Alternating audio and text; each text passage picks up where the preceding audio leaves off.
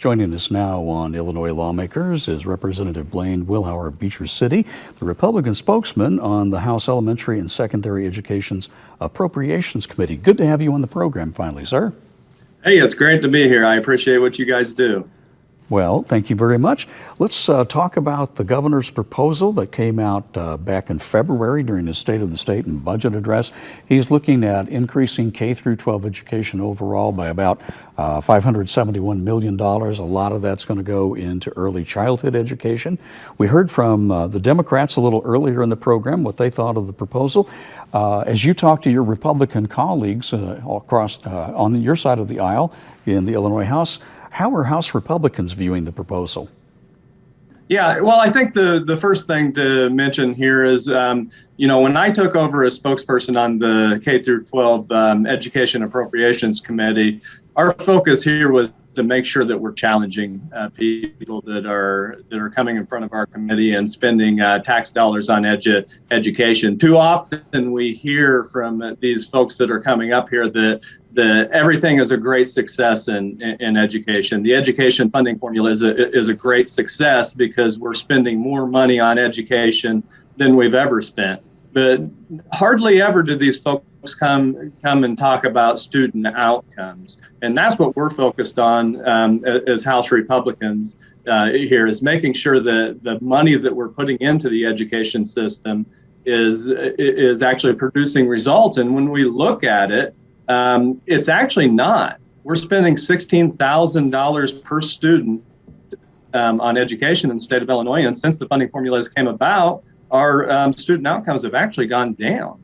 The proficiency metrics have gone down. 7 out of every 10 students in the state of Illinois aren't reading at grade level. So we need to look deeper into some of this stuff than just the funding aspects. Well, one thing comes to mind, a lot of students' academic pathway was certainly impacted by the pandemic. When they couldn't go to class, they were teachers were trying to put together these learning programs delivered over the internet. It really short-circuited a lot of kids and their teachers.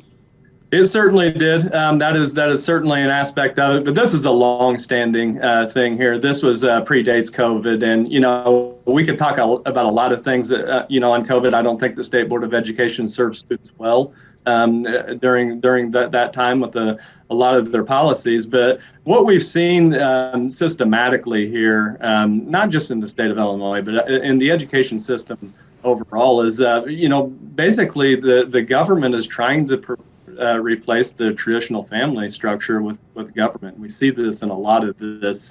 You mentioned the early start program. I've got some issues with that. We're increasingly seeing this mission creep in education, where the government is getting involved so early on, and it's actually what it's doing is it creating an imbalance, and it's pushing some of these private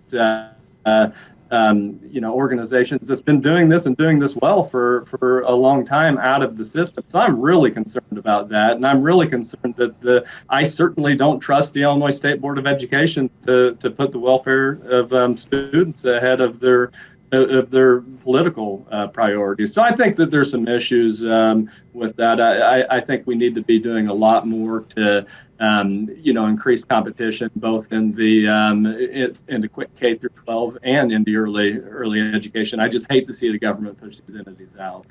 Got about a minute left. I want to ask you about that school funding reform package that Senator Menard and Senator Barrickman passed a few years back. A lot of that was geared toward downstate schools, but there's criticism from the mayor of Chicago, or the new mayor-elect of Chicago, that he wants to dive back into that and send more money back to Chicago schools. How does that resound with you?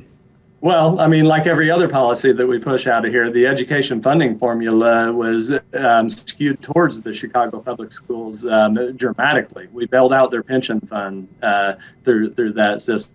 Now all the state taxpayers are on the hook for that. The funding formula has increased funding for schools in our part of the state. There's no doubt about it. But our thing is we can't just solely focus on defining success in education by how much we're funding our schools.